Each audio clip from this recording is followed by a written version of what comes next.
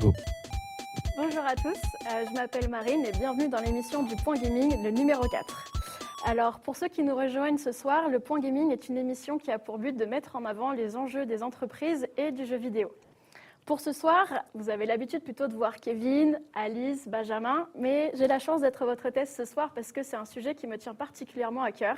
C'est l'inclusion et la diversité dans le monde des jeux vidéo. Grand sujet.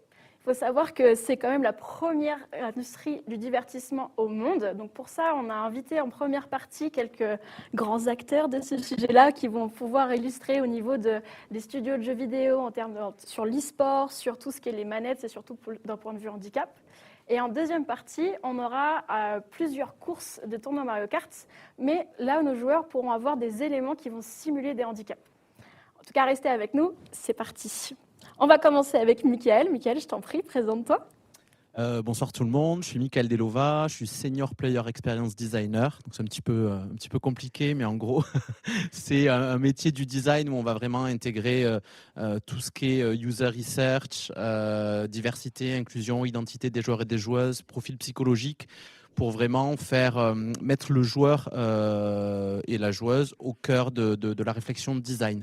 Donc c'est du game design plus, donc j'ai inventé le titre parce que ça n'existait pas. Et je suis aussi fondateur de l'Ethical Game Jam, qui est un concours de création de jeux vidéo dédié à l'éthique, à la diversité et à l'inclusion. Et je suis aussi consultant sur les sujets diversité, inclusion, accessibilité. Je vais accompagner des studios. Et si dernier truc, je suis aussi professeur de game design éthique. Et c'est déjà pas mal. C'est pas mal, ouais. Ouais. Je m'ennuie pas. Hein. Nox. Alors du coup, moi je suis Nox, je suis caster et host depuis 2018 maintenant. J'ai essentiellement travaillé sur les jeux Riot, donc surtout League of Legends et Valorant et Legend of Runeterra, le jeu de cartes Riot. Je me suis naturellement engagée dans l'inclusion forcément parce que j'ai été confrontée de plein fouet, on va dire, au sujet, que ce soit à travers mon expérience de joueuse ou mon expérience de casteuse du coup de l'autre côté de la barrière, j'ai envie de dire. Donc me voilà pour en parler de l'expérience et de un peu ce que j'ai pu voir. David. Bonjour, bonsoir. Donc David Combarieux, moi j'ai créé le projet Handy Gamer il y a quelques années avec mon beau-fils.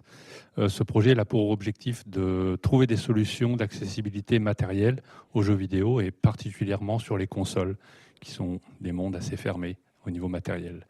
Le projet il est organisé aujourd'hui en deux structures. Donc il y a HitClick qui est une société avec laquelle on va innover, on va créer des solutions, on va importer des solutions qui existent ailleurs.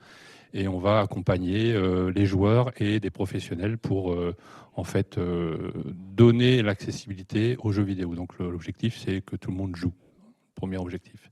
Ensuite, on a l'association Handy Gamer, avec laquelle on anime des ateliers, donc un peu dans l'événementiel jeux vidéo, mais de plus en plus dans le domaine médico-social. Donc on va dans des établissements, on va former des professionnels à utiliser des matériels d'accessibilité aux jeux vidéo qu'ils vont pouvoir utiliser pour faire des animations dans leurs établissements. Merci. Voilà. Et pour finir, Jennifer. Bonsoir tout le monde. Du coup, moi, c'est Jennifer. Je suis consultante en inclusion aussi, comme la plupart des personnes ici dans le monde du jeu vidéo.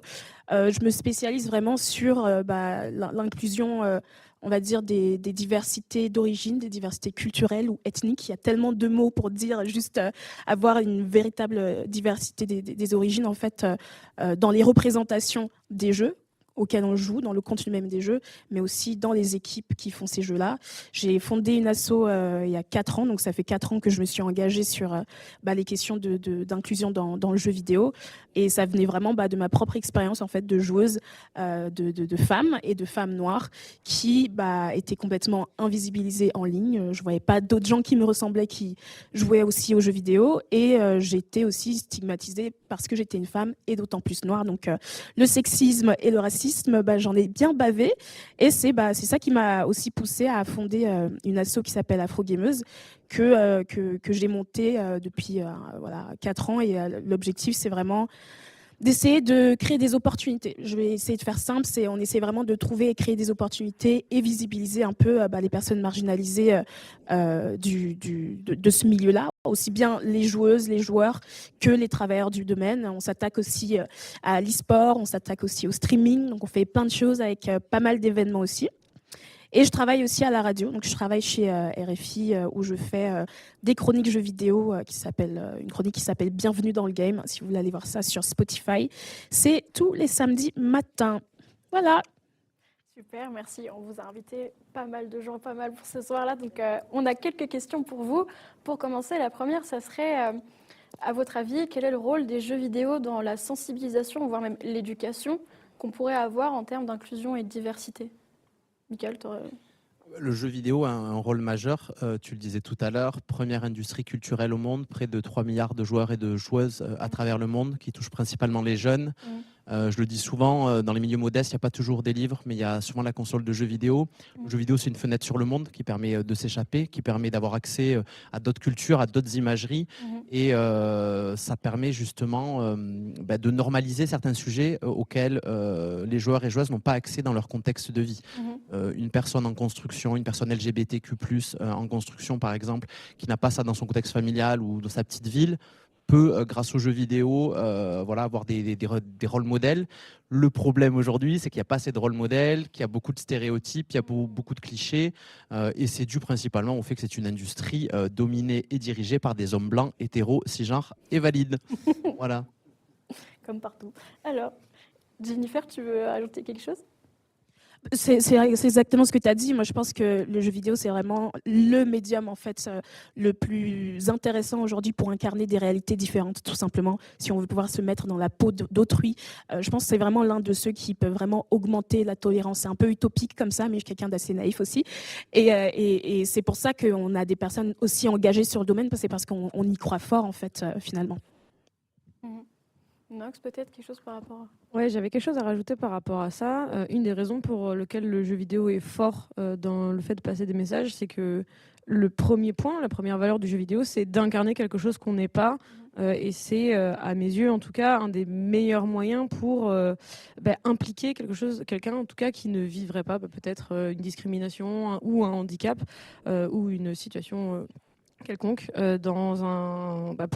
pour lui permettre d'être sensibilisé, de réaliser... alors peut-être sous une réalité déformée, nos jeux vidéo ne sont pas toujours collés à 100% à la réalité, mais ça permet en tout cas de sensibilité, de faire prendre conscience.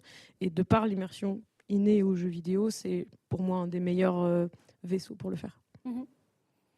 C'est un peu je rebondis sur ce que tu disais, Michael, notamment par rapport à les stéréotypes, voire même la discrimination positive qu'on pourrait avoir dans les jeux vidéo.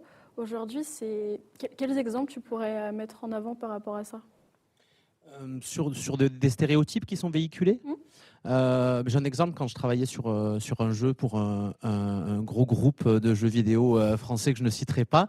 J'avais justement organisé un workshop avec les équipes créatives pour sensibiliser à la diversité, à l'inclusion et aux représentations. On a fait toute une journée de workshop et à la fin, on commence à brainstormer un petit peu sur ce qu'on pourrait faire évoluer dans la version du jeu qu'on avait aujourd'hui. Et un des producteurs, hyper content de son idée, nous dit tel personnage, on n'a qu'à dire qu'elle est lesbienne. Et là, vous voyez le personnage, c'est une meuf perfecto, cheveux courts, machin. Je fais, ah oui, vraiment, là, on va révolutionner le monde. Et en fait, ce qui est intéressant, c'est que ça montre que c'est des personnes qui ne sont pas sensibilisées à ce sujet-là. Donc, ils vont de suite aller dans des stéréotypes. Ils vont être orientés par leurs biais. Et tout le monde a des biais, ce n'est pas un problème d'avoir des biais. Et du coup, ça va être presque contre-productif puisqu'on va nourrir des stéréotypes, des clichés. Et c'est pour ça qu'il faut que ces sujets soient dans les mains de personnes qui soient concernées. Si vous n'avez pas ces personnes-là dans vos équipes, vous pouvez faire appel à des consultants ou à des consultantes. Mais voilà, il faut, comme pour tout, c'est comme pour l'accessibilité, pour arriver à une question d'empathie, d'objectivité, comment on se met ouais, dans la position d'une personne qui a un certain handicap et on essaie de se confronter à comment je peux le traiter pour que cette personne puisse jouer. Et comme tu le dis, effectivement, cette notion d'être dans la peau de quelqu'un d'autre, elle est essentielle dans le jeu vidéo pour les joueurs, les joueuses, mais ça devrait l'être aussi pour les développeurs, les développeuses et les acteurs et actrices de l'industrie. Le gros problème aujourd'hui de l'industrie du jeu vidéo, c'est le manque d'objectivité. Moi, je suis game designer, hein, c'est la seule industrie, le jeu vidéo, où les designers se foutent ou ne connaissent pas leurs utilisateurs et leurs utilisatrices. Parce qu'ils sont biaisés par leur postulat de joueurs et de joueuses. Et concrètement, ils vont reproduire des mécaniques de jeu, des jeux qu'ils aiment ou des comportements qu'ils aiment, sans se poser la question de « Ok, c'est qui nos joueurs ?» et comment on s'adresse à eux et à elles. Aller plus loin que les quotas, en fait. Ouais. Oui, puis se rappeler qu'en fait, notre métier, c'est créer des jeux pour les autres et pas pour soi-même. Nox, tu voulais... Un des stéréotypes qui est très similaire à ce que Michael vient de dire, c'est celui du personnage gay, qui est forcément une grande folle. C'est forcément quelqu'un de personnalité très exacerbée. C'est quelque chose qu'on voit beaucoup, je trouve, est très réducteur au final, parce que ça ne représente pas du tout la communauté gay et c'est très, très cliché. C'est souvent un personnage qui est tourné en ridicule en plus. Un autre personnage, en tout cas stéréotype, qui m'est venu à l'esprit, c'est celui de la femme forte. J'en ai trop marre de le voir, vraiment. Souvent parce que c'est rien de plus qu'un copier-coller de son homologue masculin, c'est-à-dire que c'est un personnage où en fait il est devenu tellement, on va dire, cliché, c'est tellement le personnage de base que son genre n'a plus aucun impact. On a rarement de l'adaptation, un impact sur le fait que c'est une femme et la situation est différente. C'est deux personnages qui sont identiques et il y en a un qui en a mis un pénis et il y en a un qui en a pas mis, tout simplement. Et je trouve ça à nouveau très réducteur et pas du tout représentatif de ce que c'est être une femme. Et ce personnage-là de la femme forte, si on n'a pas, s'il n'existe pas, la seule autre femme qu'on va voir en général, c'est la demoiselle en détresse. Et en fait, il n'y a pas du tout d'ambivalence, on n'est pas du tout dans un spectre, on est sur deux modèles très catégorisés et qui sont du coup pas du tout diversifiés, on y revient, et à nouveau pas du tout représentatif et pas du tout proche de ce qu'on a envie de voir et ce qu'on a envie d'incarner aussi dans les jeux vidéo. Je voulais juste rajouter par rapport au stéréotype de la femme forte. Je pense qu'il faut qu'on arrive aussi à nuancer les choses dans le sens où je pense qu'on a besoin de toutes les représentations finalement. Donc évidemment, on a besoin aussi de représentations de femmes fortes parce qu'avant, ce qu'on avait, c'était plutôt des demoiselles en détresse. Donc là, en ce moment, on est plutôt en train d'avoir des représentations de femmes fortes. Et moi, ça me fait beaucoup penser aussi au stéréotype de la Angry Black Woman qu'on connaît déjà dans notre société, donc qui est véhiculé largement dans les films, les séries, etc. Et qu'on retrouve aussi dans les jeux vidéo. Parce que, évidemment, ce qu'on retrouve comme biais et stéréotypes dans ce médium-là émane de notre société. Ça ne vient pas de nulle part, forcément, et c'est aussi le cas dans plusieurs autres secteurs. Mais oui, l'Angry Black Woman pour les personnages féminins noirs. D'ailleurs, les personnages féminins noirs se comptent sur les doigts d'une main. Généralement, quand je demande aux personnes de me citer un personnage noir de jeu vidéo, ils arrivent à me citer CJ, Franklin, GTA 5. Super, le meilleur jeu sur la criminalité. C'est pas qu'il n'est pas bon, c'est un très très bon jeu. Mais pourquoi est-ce qu'on doit tout de suite aller chercher un personnage là-bas? Sinon, plus récemment, on a quand même eu Miles Morales, qui est Spider-Man. Et alors, héroïne féminine noire. Chercher, c'est très difficile, très compliqué. Moi, j'en connais beaucoup parce que j'ai fait en fait des recherches sur le domaine. Et au-delà de ça, oui, on a connu aussi pendant très longtemps l'hypersexualisation, notamment des personnages féminins, et encore plus si ce sont des personnages féminins dits racisés, par exemple, où si c'est une femme noire ou une femme qui est maghrébine, par exemple, ça va être, elle va toujours être représentée en étant un peu tribal, c'est-à-dire qu'on va lui faire porter des vêtements un peu léopard, un peu déchirés par-ci par-là pour dire que voilà, elle vient de la savane, comme ça c'est clair et il n'y a pas d'ambiguïté quoi. Et les stéréotypes en fait finalement ils sont énormément véhiculés à travers les jeux vidéo, sauf que ce que tu disais tout à l'heure, c'est que on a besoin que les devs se rendent compte aussi du message qu'ils envoient derrière, parce que les joueurs et les joueuses et notamment les plus jeunes se construisent aussi beaucoup en fait à travers les jeux vidéo. Quand les jeunes jouent à Fortnite, et encore Fortnite c'est devenu plutôt un bon exemple je trouve en termes de représentation et d'inclusivité, mais pendant longtemps on a tous grandi avec des jeux où on ne se voyait pas forcément. Moi, je sais que c'est ce qui m'est arrivé dans ma propre expérience. Et à un moment donné, je me suis dit, non, c'est pas normal que je joue à League of Legends depuis 10 ans et que j'ai dû attendre 8-9 ans pour que le premier personnage féminin noir, ce qui me ressemble donc un petit peu, sorte. Je trouvais pas ça normal alors que j'avais des orques, je sais pas, toutes sortes de créatures différentes. On a la technologie pour le faire, donc je ne comprenais pas pourquoi en fait c'était pas le cas. Heureusement, ça avance un petit peu, mais on reviendra sûrement dessus. J'ai juste quelque chose à rajouter par rapport à ça. Ce qu'il faut bien noter, c'est que souvent la présence de ces personnages, c'est du queerbaiting ou de l'inclusion baiting, entre guillemets. C'est-à-dire qu'on a estampillé des personnages avec une étiquette pour dire non, mais regardez, on est au courant, on est inclusif. Et souvent, c'est des personnages qui sont dans le fin fond du décor et qui n'ont aucun impact. Queerbaiting, c'est ça que tu as dit? Ouais. Et justement, par rapport au prisme de l'handicap, est-ce qu'il y a aussi des stéréotypes qui sont beaucoup mis en avant? Bah oui, le stéréotype le plus évident, c'est qu'on va mettre en avant le handicap moteur et qu'on va invisibiliser complètement 90% des handicaps finalement. Et c'est pas seulement dans le jeu vidéo, enfin c'est vraiment dans tous les médias aujourd'hui. La moindre pub sur des panneaux solaires, il y a un gros plan sur une prothèse de jambe. Donc c'est vraiment partout, c'est devenu tendance, c'est devenu presque obligatoire. Et aujourd'hui, l'effort, il faudrait effectivement qu'il aille vers plus de représentativité sur l'ensemble des situations qui existent. Il y a aussi, je pense, dans le jeu vidéo, certains risques de surreprésentation. Par exemple, transformer un handicap en super pouvoir. Donc, l'idée peut être fun, mais c'est vrai que si on va trop loin et qu'on généralise ça, on va donner une image qui est fausse également, quoi. Le personnage qui est autiste et qui est forcément un génie qui va résoudre toutes les énigmes comme par magie, c'est forcément aussi un cliché. Donc il y a aussi des efforts. Après, je dis pas que c'est facile de représenter dans un jeu visuellement des handicaps qui sont dits invisibles. Évidemment qu'il y a un petit challenge, mais je pense que aujourd'hui les joueurs, les personnages ont de plus en plus des personnalités justement, ce qui n'était pas le cas avant. Et donc, ces personnalités, on peut les travailler certainement beaucoup plus.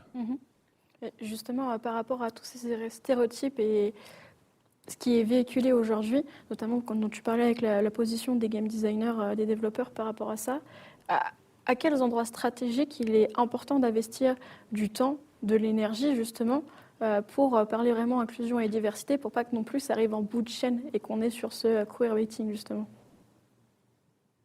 Déjà, ça passe par la formation. En fait, il faut former des designers, des game designers éclairés. Mais il faut les outiller, en fait. L'accessibilité, c'est dans les mains des game designers sur les prods. C'est mon domaine d'expertise, donc je le sais. Si les game designers ne sont pas outillés pour créer des mécaniques de jeu accessibles, on n'aura pas un jeu accessible. On aura un jeu qui a été pensé et on rajoutera des options d'accessibilité à la fin ou des alternatives d'accessibilité. Aujourd'hui, ce qu'il faut faire, c'est penser en amont comment on crée un jeu accessible en donnant les outils, la connaissance aux futurs game designers. Et ça passe forcément par les écoles. Après, sur les prods, mais le problème, c'est que les game designers sur les prods n'ont pas été formés à l'école, donc ils ne savent pas non plus sur les prods. Et souvent, c'est un sujet qui est traité à la fin de la production, quand il n'y a plus le temps, quand il n'y a plus de ressources, que les gens sont fatigués, qu'il n'y a plus de budget. Donc on va vous dire, ça coûte plus cher de faire l'accessibilité. Non, ça coûte pas plus cher de faire l'accessibilité. Si l'accessibilité est intégrée dans les process de création et de validation de chaque feature, on gagnera du temps, on touchera un plus grand public. Il faut rappeler que les joueurs et joueuses en situation de handicap, c'est plus de 300 millions, c'est compliqué à identifier, mais en fait, même si on enlève le côté éthique et bienveillant, c'est très intéressant d'un point de vue mercantile, donc c'est vraiment stupide. Aujourd'hui, ça fait 10 ans qu'on a des conférences sur l'accessibilité dans le jeu vidéo, on connaît les outils, on sait comment faire, on a des The Last of Us par Naughty Dog qui sont à la pointe de l'accessibilité, donc on sait faire, c'est juste, il faut changer le paradigme et les chemins de pensée des professionnels du jeu vidéo. Donc un premier élément clé, ce serait vraiment au niveau des de la écoles. formation. Ouais, sur la formation, c'est ce que je fais moi aujourd'hui. Après, sur les prods, alors si tous les game designers ne sont pas formés, avoir un spécialiste de l'accessibilité, mais qui doit être écouté, qui doit être au cœur des décisions design. Parce que souvent, il y a un peu cet élitisme aussi. Les game designers, c'est le top of the pop sur une prod. Et la user research, machin, ils n'écoutent pas. Le UX designer, on l'écoute pas. On écoute quand ça nous intéresse et que ça va dans notre sens. Ça, c'est à la carte, la UX et l'accessibilité. Mais il y a ce truc-là aussi très, très pyramidal, très hiérarchique sur une prod de jeux vidéo. Et par contre, il y a des bonnes représentations d'handicap invisible. On va prendre l'exemple de Symmetra dans Overwatch. C'est pas le sujet principal. Ça reste, c'est ça qui est intéressant, c'est que c'est d'abord une architecte de renom, Symmetra, dans Overwatch, et il s'avère qu'elle a un trouble du spectre autistique et elle a aussi une prothèse de bras, mais c'est pas un sujet en fait. C'est pas ça qui résume son identité. On a que Claudette Morel aussi dans Dead by Daylight qui a un TSA. Pareil, alors on le sait un petit peu en lisant voilà, les backgrounds des joueurs et des joueuses, mais c'est ça qui est intéressant. C'est la seconde lecture et qui en plus aussi est une femme noire et avec un trouble du spectre autistique. Donc il y en a, mais il y en a très très peu. Et souvent, quand c'est fait, effectivement, c'est un petit peu du pinkwashing ou de l'opportunisme ou du marketing, quoi. Si justement on pense un peu plus loin dans le process, imaginons j'ai acheté le jeu vidéo, est-ce qu'il y aurait aussi cette étape clé, cet endroit stratégique sur l'équipement, par exemple? David, peut-être? Oui, donc sur le processus, on va dire, de développement, il y a eu quand même des initiatives, il faut les noter. Donc du côté de Microsoft, qui a travaillé avec Able Gamers, qui est une grosse association aux États-Unis. Il y a eu la nouvelle manette de Sony pour la PS5. Je sais qu'ils ont collaboré avec Special Effects en Angleterre. Mais donc ça, c'est des initiatives qui sont vraiment des avancées, qui vont aider énormément parce que c'est suffisamment souple et ouvert pour pouvoir gérer plusieurs configurations et donc s'adresser à plusieurs types de motricité. Par contre, il y a encore des freins. Et ça, l'industrie a du mal à les faire sauter. Par exemple, on a eu récemment un gros changement de politique sur certains matériels qui ne sont pas des matériels officiels, que ce soit chez Microsoft ou chez PlayStation. Et ces matériels, ce sont des petits adaptateurs qui permettent grosso modo de faire marcher un peu n'importe quelle manette sur la console. Et en fait, c'est considéré comme de la triche parce que ça permet aussi, c'est les mêmes systèmes qui permettent d'automatiser des actions, en particulier sur des jeux de tir. Et donc, on a bien vu qu'il y a une grosse majorité de la communauté des joueurs qui attendaient que enfin ces matériels soient bannis des consoles. Et donc, c'est arrivé. Et malheureusement, il y a toute une petite niche de joueurs qui utilisaient ces matériels au quotidien pour pouvoir brancher leur matériel adapté, donc des fois des matériels faits maison, custom ou d'une autre marque. Et là, du coup, ils se sont retrouvés bloqués avec l'impossibilité d'utiliser leur matériel adapté. Donc là, on voit bien qu'il y a des choses encore à inventer parce que les solutions qui ont été proposées ne sont pas complètes, elles ne couvrent pas tous les cas, c'est une évidence. Il faut aller plus loin dans les process, mais entraîner les gens qui sont plutôt importants en amont et les laisser un bout de chaîne, avoir du sponsoring, surtout sur la façon de penser, et ne pas mettre de côté les personnes qu'on vit sur les jeux vidéo. Et Jennifer, peut-être que tu as déjà eu cette expérience, mais qu'est-ce que tu penses aussi qu'on pourrait faire en termes de politique interne dans les entreprises? Peut-être... Il y a des choses qui commencent à se faire maintenant, mais c'est surtout aux États-Unis. Il y en a de plus en plus maintenant en France d'initiatives. Déjà, je pense que évidemment en interne, la base c'est d'avoir des équipes un peu diverses. Enfin, c'est vraiment la base, quoi.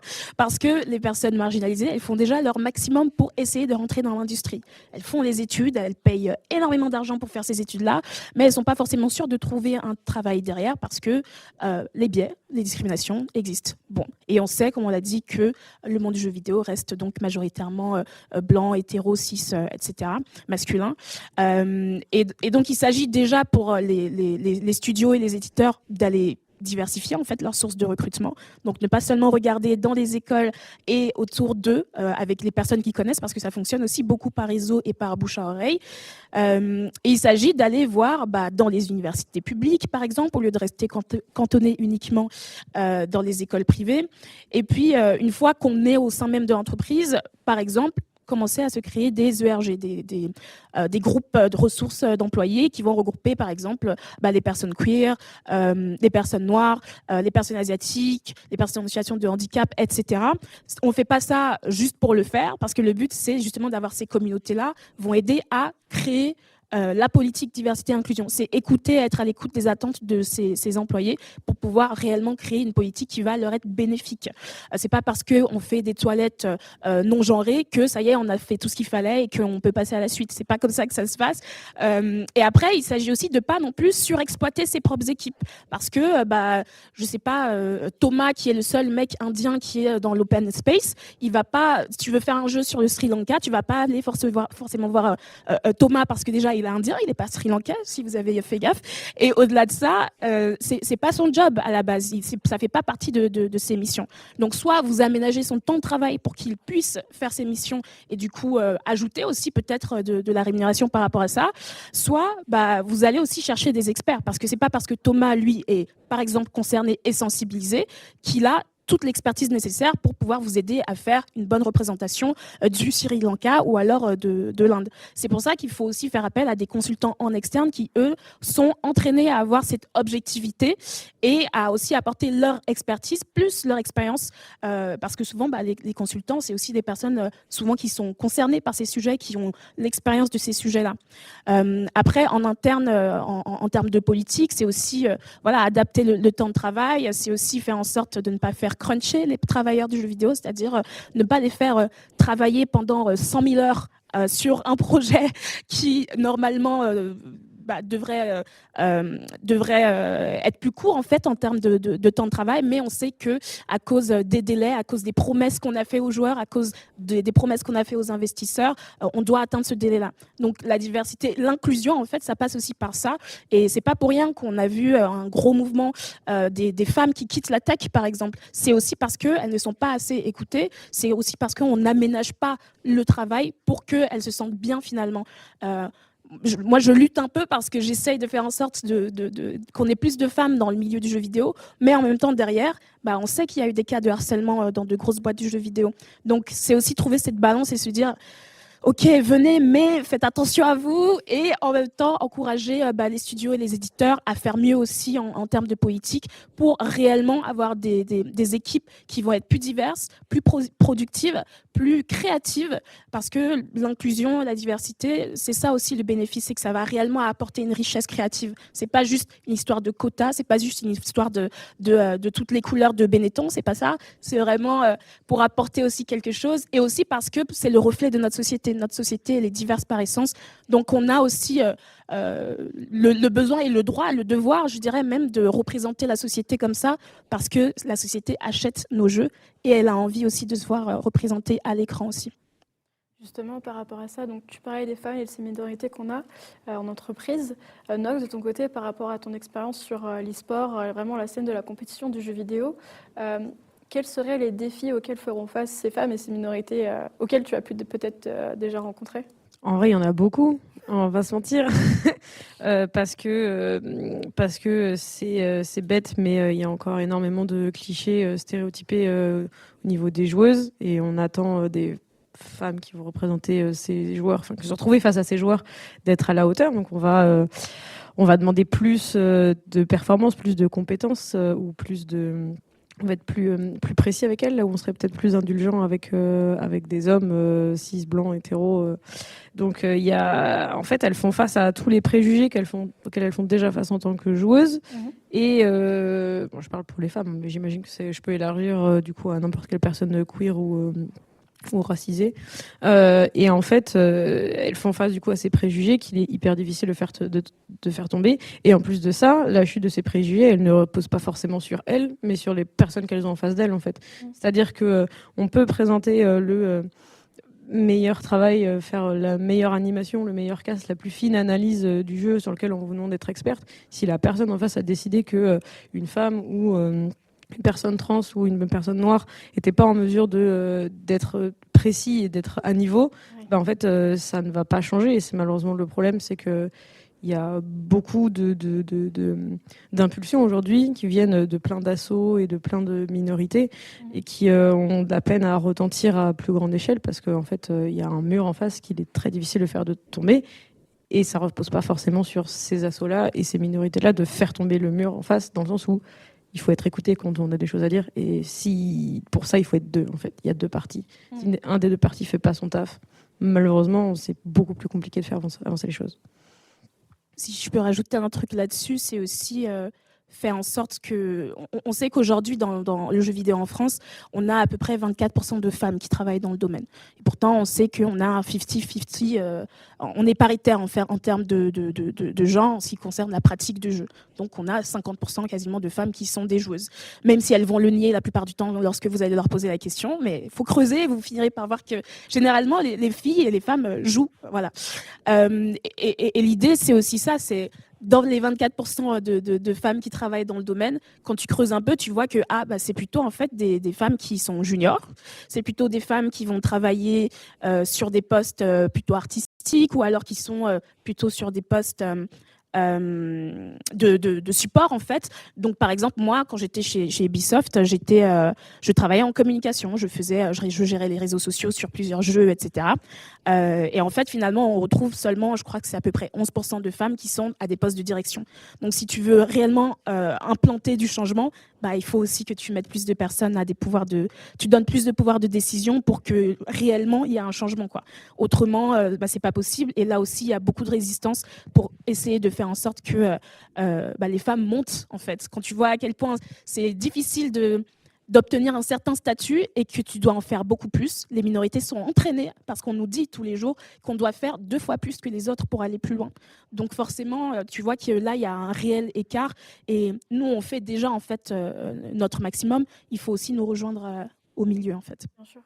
Mais du coup, si on reprend avec le prisme de l'e-sport, qu'est-ce que Nox ou peut-être David, vous conseillerez aux ligues, aux tournois, à ces championnats, qu'est-ce qu'ils pourraient mettre en place pour être plus inclusif, accueillir plus la diversité au sein même de les compétitions?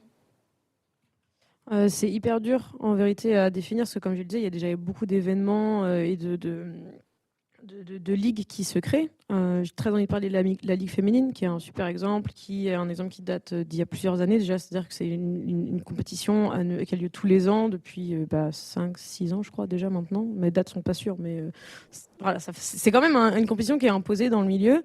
Mais malheureusement, comme je disais, c'est compliqué de retentir c'est-à-dire sur une autre échelle. Combien de joueuses de la Ligue féminine sont passées sur des équipes mixtes? Très peu. En fait, combien de joueurs sont capables de nommer une joueuse récurrente de la Ligue féminine? Très peu, et encore moins des joueuses françaises. Donc c'est compliqué de quantifier ça. Je pense qu'il y a un vrai rôle des médias à jouer et des diffuseurs. La Ligue féminine est une compétition, on va dire, stable depuis plusieurs années, et c'est très compliqué si on ne communique pas, ou en tout cas si les entités écoutées dans le milieu ne communiquent pas et ne donnent pas d'importance à ces compétitions-là. Mais est-ce que c'est pas tomber dans un piège justement de faire une ligue féminine alors que les jeux vidéo pourraient être une pratique mixte? Alors, moi personnellement, j'ai tendance à penser que ce genre de ligues sont des ligues de transition, et j'adorerais que ce soit seulement des ligues de transition. Maintenant, il y a des femmes qui n'ont pas forcément envie de jouer dans des milieux mixtes, et c'est leur droit aussi. Et comme je le disais, même si la Ligue féminine se voudrait comme une ligue de transition, et il y a eu des événements qui allaient dans ce lieu-là, des événements qui voulaient par exemple uniquement des équipes mixtes, etc. Il y a eu des choses de fait dans ce sens-là. Maintenant, à nouveau, c'est très compliqué de percer la bulle, on va dire déjà très inclusive. C'est-à-dire que c'est des événements qui retendissent dans ces bulles inclusives et qui ont de la peine à la percer. Donc, piège ou pas les compétitions féminines, ça pourrait être un débat qu'on pourrait faire juste pour ça, parce qu'il y a aussi plein de choses à dire, et il y a plein de réalités qui vont dans un sens ou dans l'autre. On pourrait parler de la Ligue féminine de CS, qui a tout un pléthore d'exemples sur ce qu'il y a à faire et à ne pas faire, par exemple. Mais le vrai problème, c'est qu'on ne perce pas cette bulle-là. C'est-à-dire qu'il y a des événements, des ligues inclusives qui sont faites, et souvent elles sont étouffées, pas par elles, mais parce que c'est difficile de percer la bulle dans laquelle on vit, en fait. Et il y a des gens qui pourraient, parce que la Ligue féminine, ça reste dans le milieu de l'événementiel, pour en avoir parlé à plein d'acteurs majeurs, c'est une ligue qui est connue, les gens en ont conscience, et malheureusement, ça retentit assez peu. Je pourrais donner un autre exemple. La Coupe des Étoiles 2023, l'année dernière, la Coupe féminine, diffusée pour la première fois sur une grande chaîne française, et budget prod pas du tout à la hauteur de ce qu'on est capable de faire, très peu de représentation féminine dans le crew, c'est-à-dire qu'on a une femme à l'analyse desk et on a une femme en interview, c'est-à-dire qu'il n'y a pas de casteuse.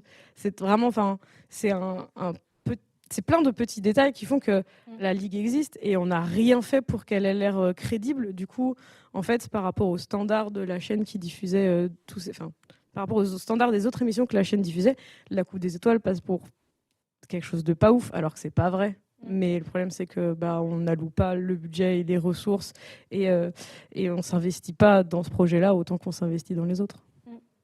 Mickaël, tu veux rajouter quelque chose Je voulais rajouter quelque chose sur le sexisme exacerbé de cette industrie. J'ai une collègue à moi qui m'a dit quelque chose de très fort.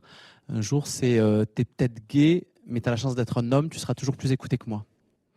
Et en fait, on se rend compte qu'il y a une hiérarchie des discriminations, une hiérarchie de la diversité. Donc moi, en tant qu'homme blanc, je suis quand même en haut. Je reste un sous-homme, hein, donc je vais quand même être moins écouté qu'un hétéro. Mais je reste un homme blanc, donc je suis un petit peu plus écouté qu'une femme noire. Et je me suis rendu compte aussi que je partageais un jour un design, une feature avec une collègue. On avait exactement le même niveau d'implication. Et celle qui me l'a fait remarquer, mais pendant le meeting, le game director ne posait les questions qu'à moi. Il ne me regardait qu'à moi, il ne posait les questions qu'à moi, alors qu'il savait très bien qu'on avait le même niveau d'implication. Et c'est elle qui me l'a fait remarquer, parce qu'en fait, même moi, on me posait des questions, je répondais, j'étais content, hein, j'adore parler. Mais c'est elle, au bout d'un moment, qui m'a dit, mais t'as pas capté qu'il ne m'a pas regardé une seule fois, il ne m'a pas posé une seule fois une question. Et elle me l'a un peu reproché en me disant, t'aurais dû, et en fait, je m'en étais pas rendu compte. Et j'ai été un peu plus sensibilisé à ça. Et un dernier truc, pareil, sur le problème du sexisme et de manque de femmes dans cette industrie. On peut mettre en place toutes les politiques RSE du monde. Il n'y a pas assez de filles dans cette industrie. Je l'ai dit tout à l'heure, je suis professeur. Sur 30 étudiants, j'ai 3 étudiantes. Donc, il y a de toute façon un manque de personnes issues de la diversité, déjà dans les écoles et forcément dans les industries. Ce qu'il faut aujourd'hui pour changer ça, c'est pas via les RH, c'est pas via les politiques RSE, c'est via le produit. On doit créer de la vocation chez les femmes, on doit créer des vocations chez les personnes issues de la diversité. Pour ça, il faut qu'on crée des personnages forts, il faut qu'on crée des rôles modèles pour créer la vocation et ainsi avoir dans nos équipes des personnes issues de la diversité qui vont apporter leur sensibilité, qui vont améliorer les représentations et qui vont aller créer ces vocations. C'est ce que j'appelle le cercle vertueux de la diversité. Je devais t'envoyer l'image, j'ai complètement oublié, donc on n'aurait pas d'image. Je viens de m'en rendre compte en le disant. Je me tire une balle dans le pied là. Je rebondis, tu vas y arriver. Et c'est ça qu'il faut faire aujourd'hui. C'est vraiment par le produit. C'est pour ça qu'on doit se battre pour améliorer ces représentations. On a des exemples très concrets chez King, donc Candy Crush. Tout le monde connaît Candy Crush. Il n'y a pas de problème de parité. King, c'est un peu le jeu, enfin Candy Crush, c'est un peu le jeu de la ménagère. Donc forcément, il y a beaucoup de femmes qui jouent à Candy Crush et ça crée des vocations chez des femmes qui veulent aller, bossent dans le jeu vidéo et qui vont vouloir aller bosser chez King. Pareil chez Naughty Dog, j'imagine que si tu es une jeune lesbienne passionnée de jeux vidéo, tu veux bosser dans le jeu vidéo, tu joues à The Last of Us, tu as envie d'aller bosser chez Naughty Dog. Donc c'est vraiment par le produit et c'est pour ça qu'on doit impérativement améliorer les personnages et les représentations en normalisant les personnes issues de la diversité de plus en plus. Si je peux rajouter un truc là-dessus, je suis entièrement d'accord pour le produit, mais moi je pense que limite, il faudrait faire un reboot aussi de la société au global et de la manière dont on éduque nos filles et nos garçons en fait. Déjà, les personnes qui restent bornées sur rose versus bleu, il faudra avancer à un moment donné et faire, parce que l'exemple du rose et du bleu, ça vient pas de nulle part, c'est qu'on ne l'a pas forcément abordé, mais le sexisme et le fait qu'on ait moins de femmes dans l'industrie, ça vient pas de nulle part. À la base, la tech a commencé d'ailleurs avec les femmes. C'est les femmes qui faisaient de l'informatique au début, et ensuite il y a eu un gros effort de marketing qui a été fait pour rediriger plutôt pour que ça devienne un secteur pour les garçons. Je veux dire, pour le jeu vidéo, dans les années 50-60, Nintendo et même aux États-Unis, tous ceux qui faisaient des jeux, ils ont remarqué qu'il y avait les jeux comme Pong se vendaient super bien, et à un moment donné, en fait, il y a eu une espèce de crise dans le milieu parce que il a commencé à y avoir beaucoup de concurrence, beaucoup de nouveaux jeux étaient faits, mais c'était des jeux pas très bons, quoi. C'était pas du tout à la hauteur de Pong. Donc là, ils se vendaient pas, et forcément, ils se disent il faut qu'on capte un nouveau marché, qu'on tente un nouveau truc, et c'est là qu'ils ont commencé à faire un marketing ultra agressif, hyper sexualisant aussi pour les femmes, hyper sexiste, pour directement adresser les garçons et leur faire comprendre que le jeu vidéo, c'était pour eux. Et que s'ils jouaient au jeu vidéo, ça veut dire que c'est des bonhommes. Et c'est cette mentalité-là qui a continué et qui a fait que aujourd'hui, les jeunes filles, quand elles utilisent leur temps de loisir, déjà, elles ont moins de temps de loisir que les garçons. Et ensuite, ce temps de loisir-là, il est plus utilisé pour faire des tâches ménagères, par exemple, que pour aller jouer aux jeux vidéo. Donc forcément, derrière, tu as un écart en fait, qui se crée avec tes potes garçons quand tu grandis. Et c'est comme ça qu'on en vient à te sous-estimer. Quand tu veux jouer avec des garçons, ils vont te dire « Bah non, toi, forcément, tu sais pas jouer. On t'a jamais vu jouer. On t'a jamais vu le faire. » Donc il y a ce truc aussi d'habituer aussi les regards et de rééduquer un peu la société tout entière. Et évidemment, le produit pour compléter le cycle, je dirais. La fameuse Game Boy, par exemple. La Game Boy, voilà, qui est le parfait exemple de ce forcing vraiment qui a eu lieu. C'est vraiment, on a tendance à penser que c'est par magie qu'on n'a pas de femmes. Bah si, en fait, ça vient vraiment de quelque part. D'accord. Et si on parle un peu plus côté accessibilité sur l'inclusion, notamment d'un point de vue handicap, comment est-ce que justement les compétitions de e-sport pourraient être plus accessibles pour des joueurs en situation de handicap? Alors sur le handicap, comme tu disais tout à l'heure, enfin vous disiez par rapport aux ligues féminines, il y a les joueurs poussent énormément pour une vraie inclusion. C'est-à-dire qu'on veut que les joueurs qui ont un handicap puissent s'insérer dans les compétitions avec tout le monde. Donc l'accessibilité, en fait, le travail il doit se faire à plein de niveaux, mais le premier, c'est l'accessibilité évidemment des lieux. Donc les lieux de compétition, mais il y a eu des lois pour ça, donc on est censé pouvoir accueillir tout type de personnes à mobilité réduite, etc. Je pense, je m'avance peut-être, mais je pense pas. Je pense que c'est un des exemples dans le monde d'événements où il y a un énorme travail de fait, c'est la Paris Games Week. Il faut voir ce que fait l'association Cap Game. Donc vous avez à plein de niveaux la signalétique, les traductions en langue des signes sur les scènes des éditeurs. Il y a un espace qui s'appelle Jouer comme vous êtes pour accueillir tout le monde. Donc ça, c'est un énorme travail et je pense que c'est un exemple à prendre pour d'autres événements, certainement. Sur la partie compétition, il y a l'aspect matériel, évidemment, parce qu'aujourd'hui, on a des systèmes, des périphériques de jeu qui permettent normalement à tout le monde de pouvoir jouer au même jeu. Mais dans la réalité, quand on va vers de la compétition, surtout professionnelle, la question se pose, quels sont les matériels qui sont utilisés sur telle compétition? Donc là, c'est pareil, c'est l'éditeur du jeu qui va dire, par exemple, sur un jeu de combat, on peut venir avec son propre stick arcade. Donc, est-ce que je peux venir avec un stick arcade custom que j'ai fait moi-même et qui est adapté à ma motricité? Ça, c'est des questions aujourd'hui qui ne sont pas du tout tranchées, en fait. Le troisième point, je pense, c'est les paramètres d'accessibilité dans les jeux eux-mêmes, qui aujourd'hui avancent quand même dans pas mal de directions positives. Mais du coup, est-ce que ces paramètres, on peut les activer en mode compétition sur des tournois? Donc, je ne sais pas, on prend par exemple, aujourd'hui, on va trouver des réglages de contraste de couleurs pour les joueurs daltoniens. Mais du coup, est-ce qu'en compétition, je vais demander à ce qu'on active le contraste de couleur, mais du coup, est-ce qu'on est à égalité entre tous les joueurs? Donc, il y a vraiment des sujets à creuser. Et peut-être, j'en sais rien, peut-être que sur certains jeux, il y a des modes de compétition à proposer, avec peut-être des niveaux de difficulté, des niveaux de réglage différents, pour que les gens soient à égalité et puissent tous jouer au même niveau de départ. Sachant qu'il y a des joueurs qui ne sont pas en situation de handicap et qui jouent eux-mêmes sur ces paramètres d'accessibilité pour pouvoir mieux jouer, en fait. Totalement. En fait, dans le jeu vidéo, comme dans beaucoup d'autres domaines, il y a des technologies d'accessibilité qui sont adoptées par l'ensemble de la population. Très bien. J'ai une question que j'aimerais vous poser à tous les quatre, surtout que vous présentez un peu un milieu du jeu vidéo qui est différent entre vous. Ça serait... Comment est-ce que vous envisagerez cette évolution de l'inclusion et de la diversité dans le monde du jeu vidéo ou même de l'e-sport? Ça évolue, donc ça va évoluer. Après, c'est lent, c'est clair, c'est peut-être plus lent sur certains sujets que dans d'autres industries, mais ça évolue. Et effectivement, ce qu'il faut aujourd'hui, c'est ce qu'on fait, hein, ce soir, c'est ce qu'on fait régulièrement, c'est sensibiliser à la responsabilité éthique et sociale qu'on a en tant que acteur ou actrice de l'industrie culturelle la plus puissante du monde. Et de loin, je ne sais pas si vous avez vu les chiffres, c'est loin devant le cinéma, loin devant la musique, le jeu vidéo. On ne s'en rend pas compte, il faut aussi faire changer l'image du jeu vidéo au niveau politique, par exemple. On croit encore que les jeux vidéo, c'est juste des jeux de guerre ou de combat. Aujourd'hui, c'est un vrai outil. C'est un vrai outil qui peut faire reculer le harcèlement scolaire. C'est un outil qui peut éviter des drames. C'est un vrai outil puissant de sensibilisation, qui va créer et nourrir l'empathie chez les gens. Moi, c'est mon objectif, hein, c'est comment améliorer le monde grâce aux jeux vidéo.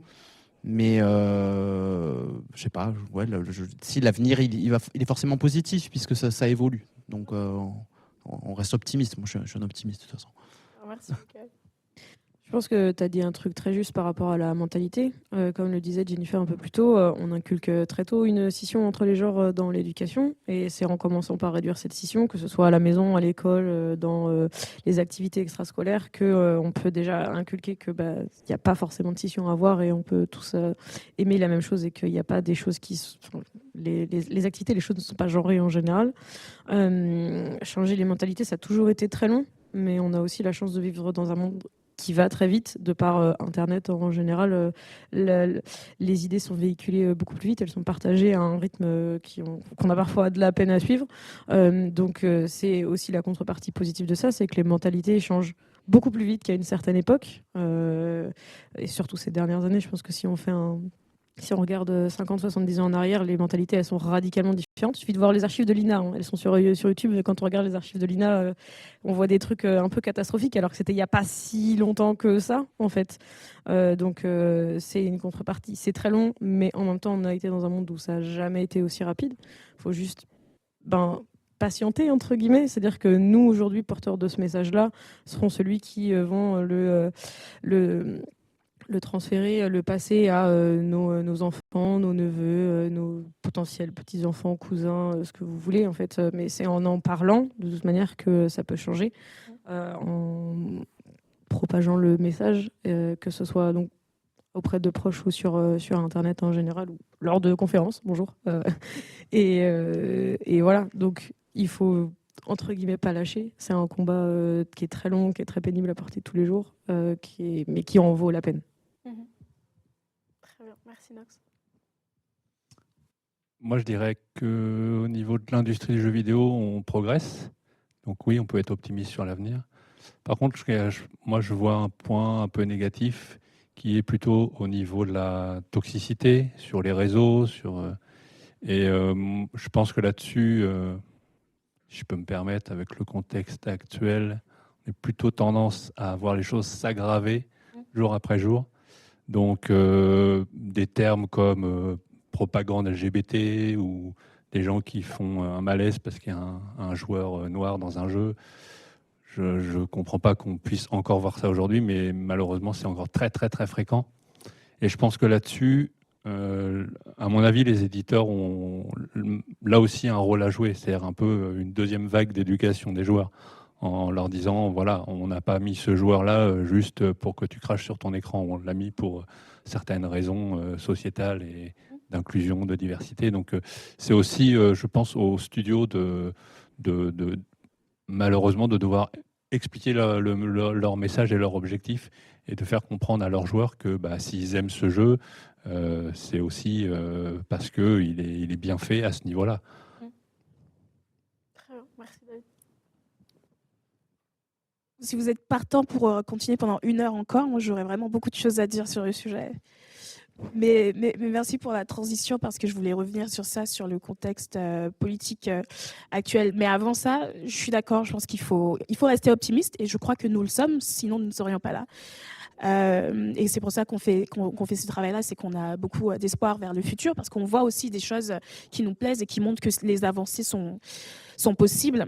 Par exemple, pour l'e-sport, effectivement, donc on a moins de femmes, mais on en a quand même de plus en plus. Il y a seulement 6% de femmes qui sont dans l'e-sport, qui font de l'e-sport de manière professionnelle. C'est vraiment pas beaucoup pour le coup. On était tout à l'heure à 26% dans le jeu vidéo et dans l'e-sport, c'est seulement 6%. Moi, j'ai pas vraiment d'expérience dans l'e-sport et pourtant, ça m'a pas empêché de réussir à organiser, même si c'est un truc qui n'a pas été hyper visible. On a réussi à faire un super event qui s'appelle Abena Tournaments. Et c'est tout simplement un gros event où on a invité plusieurs joueuses. En fait, on a fait un tournoi international qui a commencé d'abord en ligne, qui a invité plusieurs joueuses internationales, donc en Guadeloupe, Martinique, Afrique du Sud, Côte d'Ivoire, Bénin. On a réussi à avoir 8 finalistes qui se sont rendus à la Gamers Assembly à Poitiers cette année. Et si on revient sur l'image, les photos de tout à l'heure, en fait, on a réussi à faire les finales sur la scène de la Gamers Assembly. Voilà, c'est l'image qui est tout en bas là.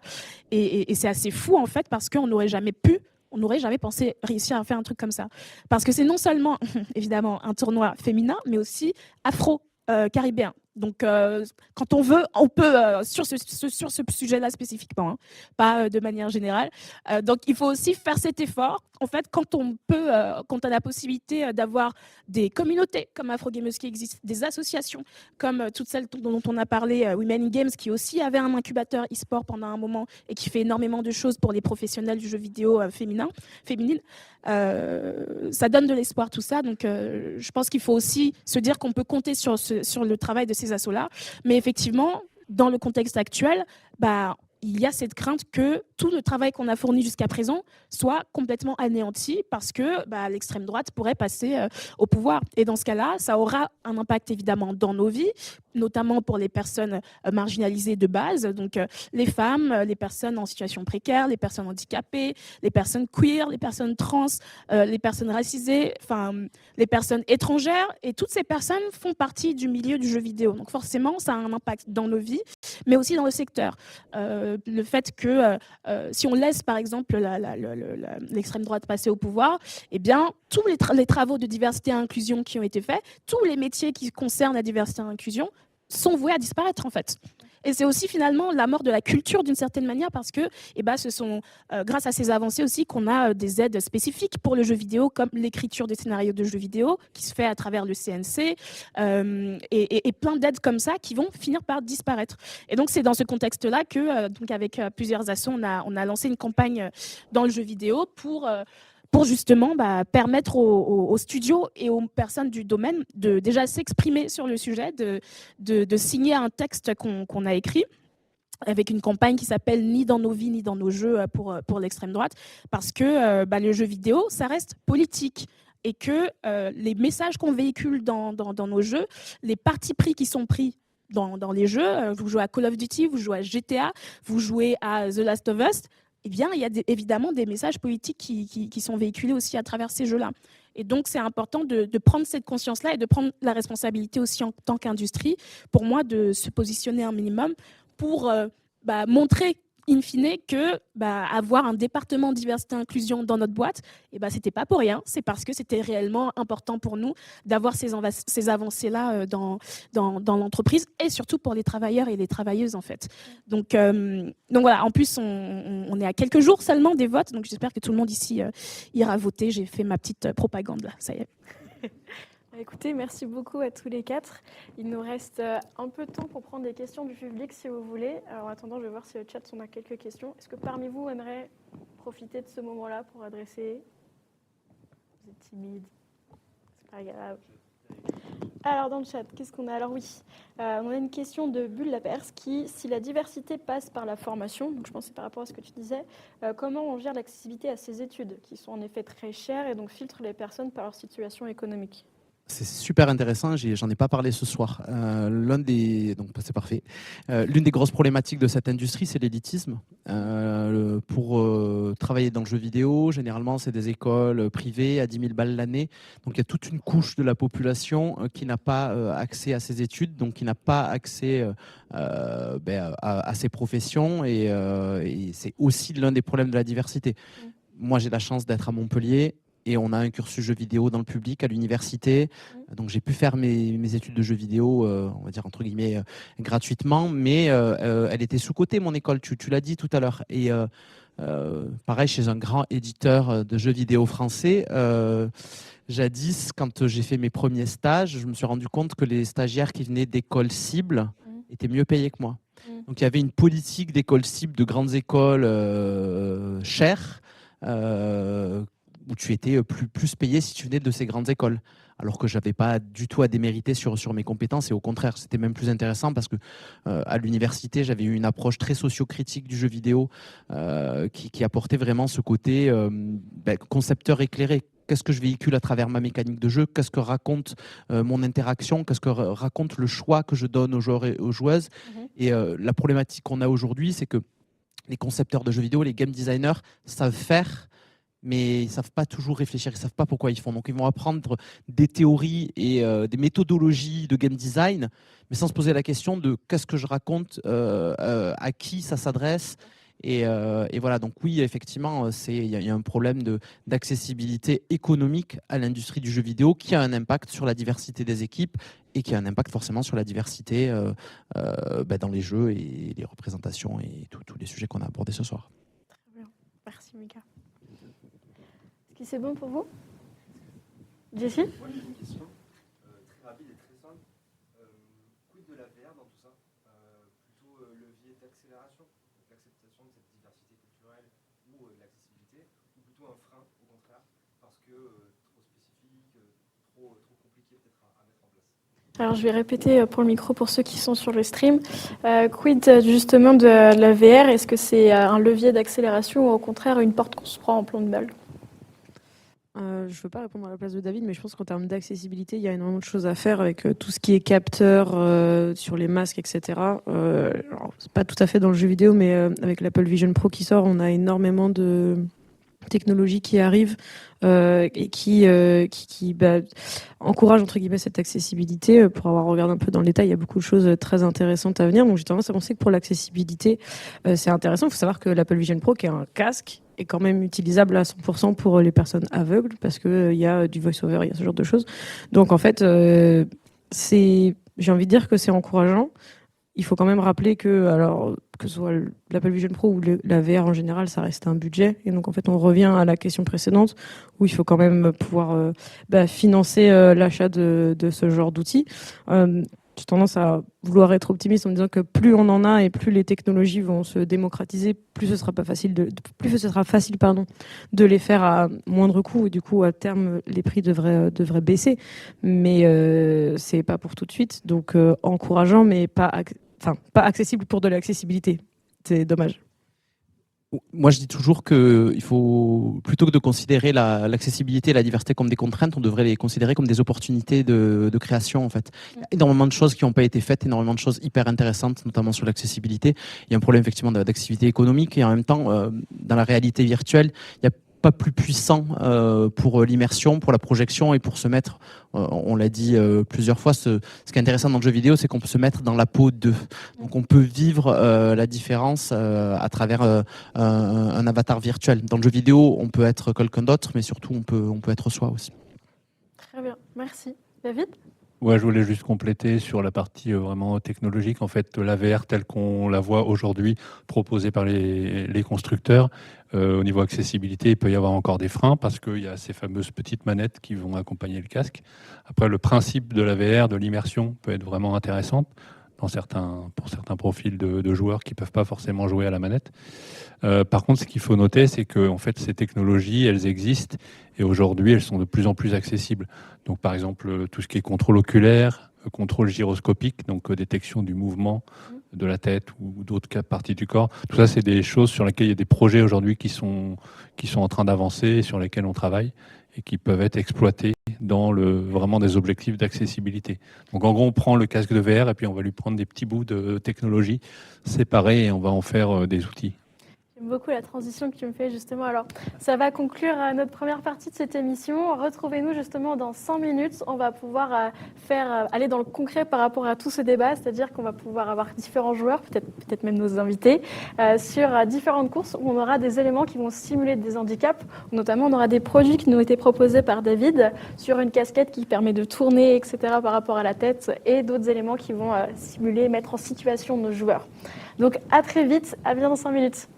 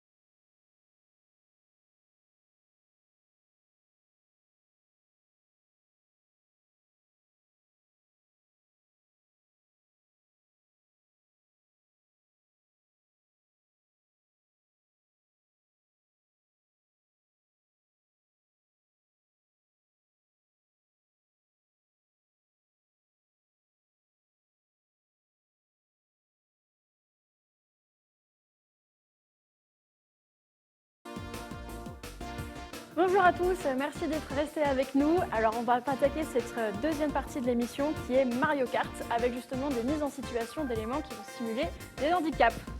Alors vous pouvez retrouver David, Mickaël, Aïcha et Louis qui se sont portés volontaires pour la première tour. Alors ils vont chacun d'entre eux avoir différents éléments. Par exemple, on a Louis avec les gants qui va justement être limité au niveau du toucher et de la force qu'il va pouvoir mettre sur les boutons. On a Aïcha qui est surtout avec les élastiques qui va pouvoir imiter tout ce qui est les éléments de... Comment on dit déjà l'art trick, voilà. Je ne sais pas encore. Mickaël qui a un super max de ski comme vous pouvez le voir, mais qui va plus loin que ça, qui lui permet de diffracter ce qu'il va voir. Et David qui nous a amené justement les manettes qu'ils ont créées ensemble avec Hitlick et Andy Gamer sur par exemple une casquette magique qui lui permet de tourner avec sa tête comme ça et d'autres boutons qu'il y a devant sur les jambes. On va leur laisser commencer la partie et puis on verra ce que ça donne.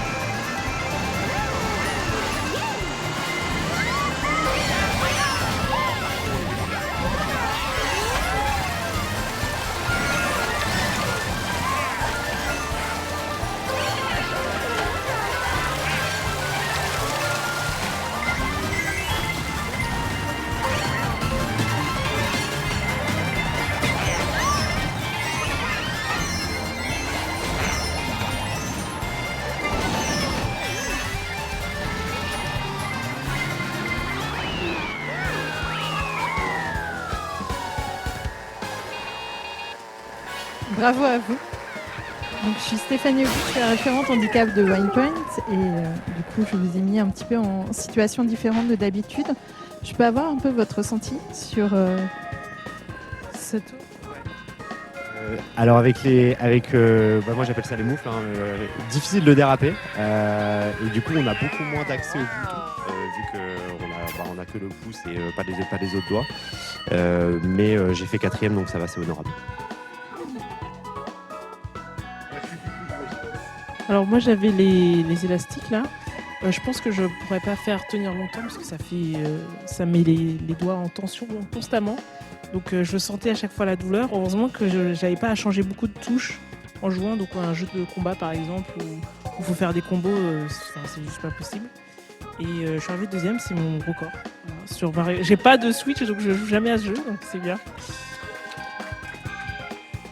Moi j'avais des lunettes et j'ai cru que j'étais premier tout le long de la course, mais maintenant que j'ai enlevé les lunettes, effectivement non, c'est pas le cas. Non, c'était compliqué, j'y voyais pas grand chose en vrai. J'avais la casquette magique. Alors, elle est développée par Andy Arcade, qui est une petite asso dans le Nord, qu'on salue ce soir. Et j'avais pas mes lunettes, moi, donc je voyais pas bien. et voilà, bon, c'est pas facile parce qu'en fait, il faut quand même calibrer un petit peu la casquette. Mais voilà, ça permet. Là, on est sur un setup 2 boutons et une casquette pour diriger. Donc, même avec les points, avec les moufles par exemple, j'ai juste à cliquer sur des boutons pour accélérer et lancer les pots de banane. Et du coup, ça réduit le nombre d'interactions avec les doigts. Ce que je vous propose, c'est qu'on fasse un tour comme ça, vous laissez les éléments où ils sont et vous bougez pas, vous flemmarez, pas de problème. Ouais.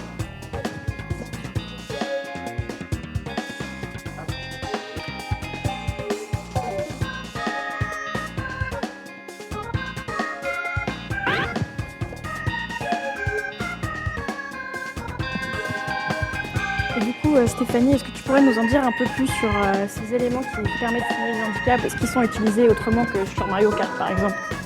Oui, en interne, je propose des sensibilisations autour d'un atelier cuisine, par exemple. Mais on peut aussi l'utiliser tout simplement sur son PC pour essayer de taper sur son clavier. Bien entendu, il y a des systèmes de compensation, entre autres avec l'outil informatique qui sont assez intéressants, comme la reconnaissance vocale, des systèmes de loop ou des systèmes de lecteur d'écran, bien entendu. Donc tout ça, c'est ce que je mets en place, par exemple, lorsqu'il y a des aménagements de poste à faire avec des personnes qui ont des difficultés tout simplement à utiliser les outils classiques. Voilà. Et il y a toujours des solutions. Vous êtes prêts?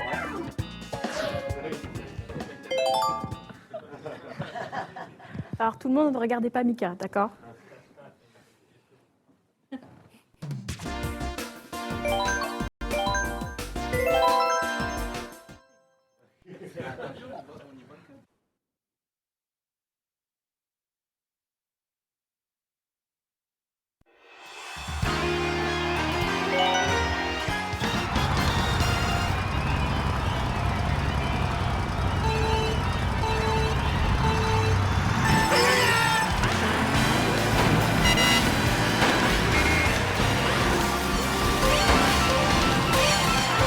Alors, Aïcha a quelques difficultés, bien entendu, puisque les lunettes masquent complètement, occultent une grande partie de la visibilité.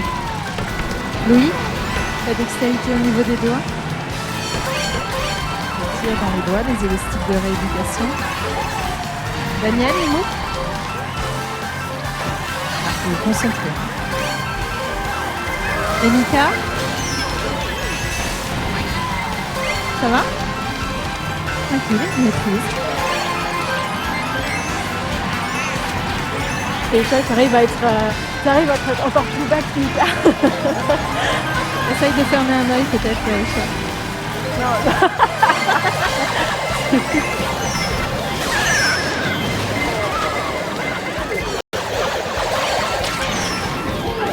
Voilà, donc Aïcha dit qu'elle ne voit pas les détails en fait avec les lunettes. Ça peut être effectivement perturbant sur un jeu de course où il y a des objets à récupérer. Et du coup, avec ça, tu vois plus les couleurs, tu distingues que la route. Ultra myope, ok. En double, c'est intéressant. Louis, tu te sens plus à l'aise avec les moufles ou les élastiques? Avec les élastiques? Ok. Bien entendu, hein, si c'est douloureux à un moment ou à un autre, ou Aïcha, si ça ne va plus, tu as le droit d'enlever les lunettes ou les élastiques à tout moment. Ça peut rendre très malade. Hein. Mieux que Mickaël. Oh. Et a priori, ils se prennent bien en jeu, en tout cas.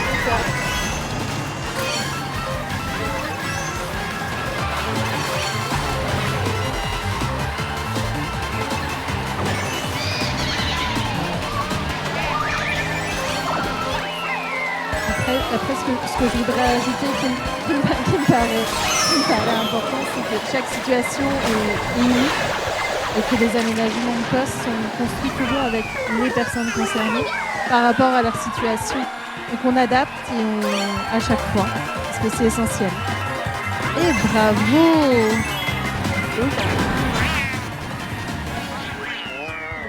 Alors, est-ce que Aïcha t'as battu Mickaël? Oui, Aïcha a battu Mickaël, mais à quel prix? Très bien. Eh bien, écoutez, ça conclut notre émission pour ce soir. Merci à tous de nous avoir suivis. On se retrouve très bientôt à la rentrée pour un prochain point gaming. En tout cas, n'hésitez pas et merci encore. Bonne soirée!